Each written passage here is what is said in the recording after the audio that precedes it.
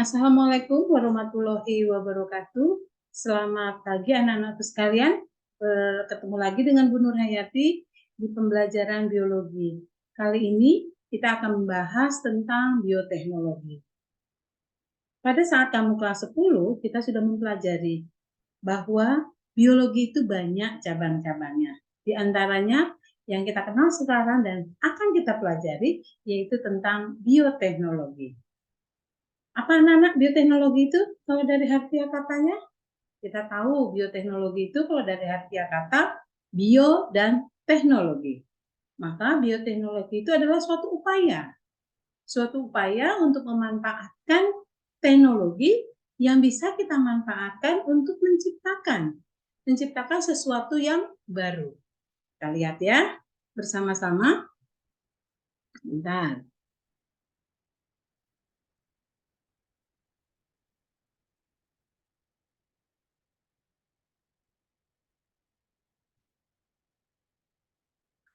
Bioteknologi adalah pemanfaatan organisme, sistem, atau proses biologis untuk meningkatkan potensi produk dan jasa yang dihasilkan suatu organisme. Jadi kalau kita lihat dari harfiah katanya saja, kita sudah tahu bahwa bioteknologi itu adalah suatu teknik yang memanfaatkan organisme dan kita juga memanfaatkan teknologi untuk mendapatkan hasil yang terbaru. Jelas biasanya dengan mempergunakan bioteknologi ini jiwa manusia kita hidup.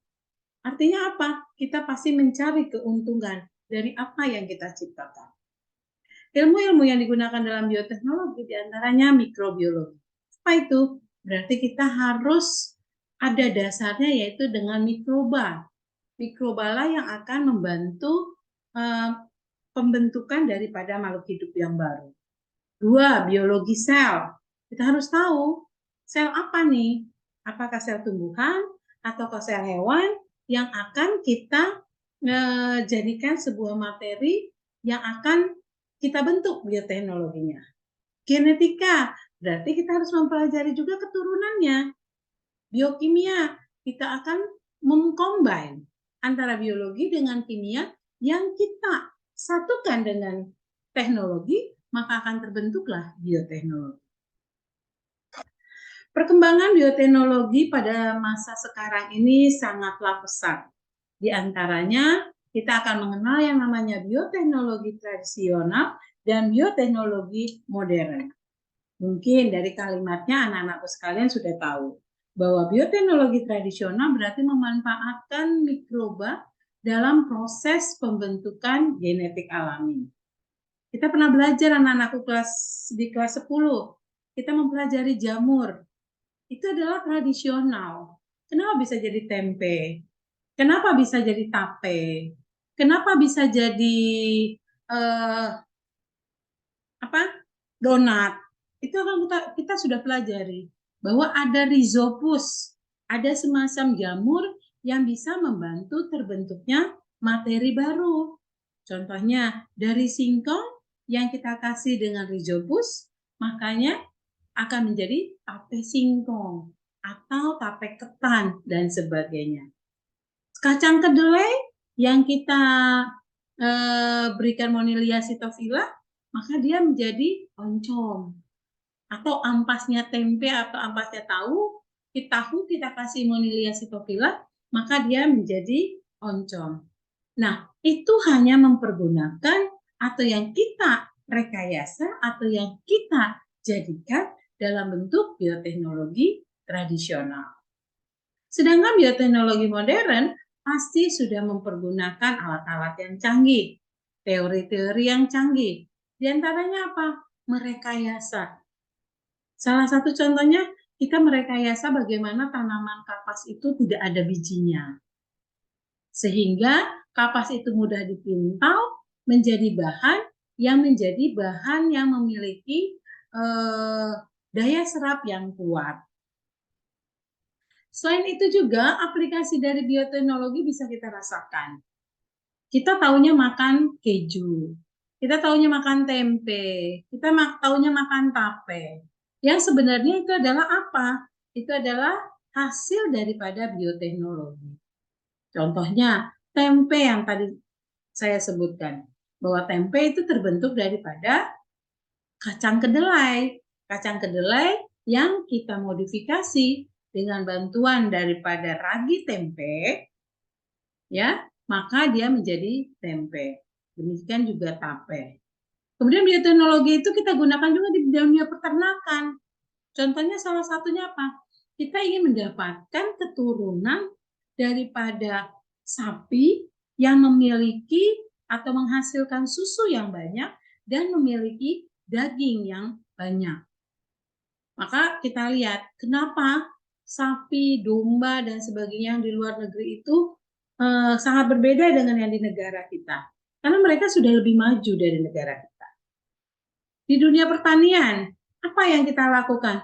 Lihat sekarang, banyak semangka tanpa biji. Kok bisa? Gitu.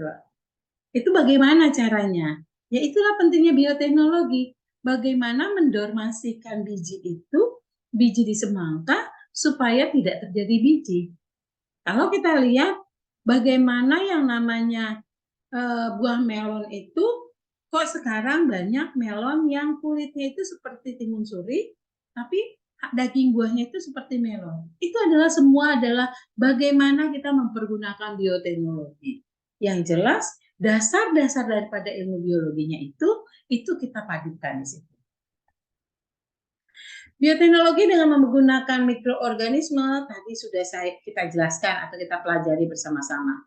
Di antaranya kita tahunya minum yogurt, kita minum Yakult, makan oncom, makan roti. Itu semua yang kita makan apa? Mikroorganisme.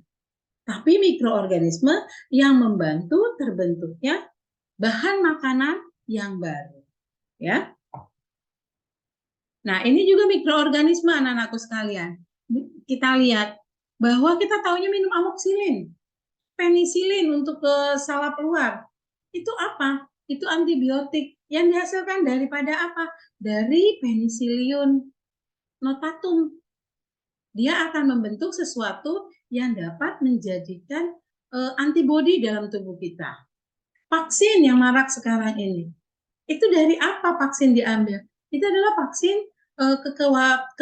kekuatan tubuh kita yang dibuat dari luar, sehingga kita mempunyai ketahanan tubuh. Ini adalah cara pengolahan mikroorganisme pengolahan limbah. Bahwa pengolahan limbah itu, kita lihat pengolahan bahan-bahan limbah itu bisa kita pergunakan untuk menyuburkan tanah. Tuh, ya. Nah, bioteknologi dengan yang paling terkenal adalah dengan mempergunakan kultur jaringan. Apa itu kultur jaringan? Kita lihat. Dari satu lembar daun, itu bisa menghasilkan beribu-ribu pohon. Bagaimana caranya? Yaitu yang dinamakan dengan kultur jaringan. Kultur jaringan adalah suatu teknik memperbanyak tanaman dengan mempergunakan totipotensi. Apa itu totipotensi? Totipotensi adalah kemampuan untuk memperbanyak tanaman yang sama dengan induknya. Contohnya ini, satu lembar daun kalau kita potong-potong menjadi bagian-bagian yang kecil, maka dia akan menjadi ribuan tanaman yang terbaru. Tetapi pada saat dia menjadi planet, ini harus di dalam suatu media yang kita kontrol tentang makanannya.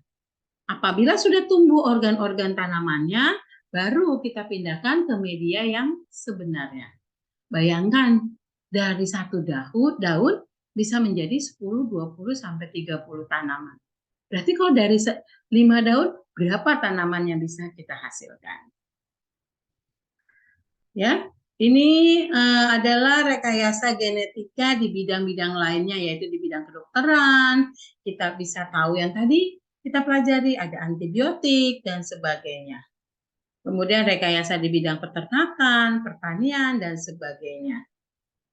Ya, demikian anak-anakku sekalian tentang bioteknologi. Nanti kita akan mempraktekkan bagaimana bahwa bioteknologi itu bisa kita manfaatkan di dalam kehidupan kita sehari-hari. Ini materi yang bisa Bu Nur sampaikan tentang bioteknologi. Assalamualaikum warahmatullahi wabarakatuh.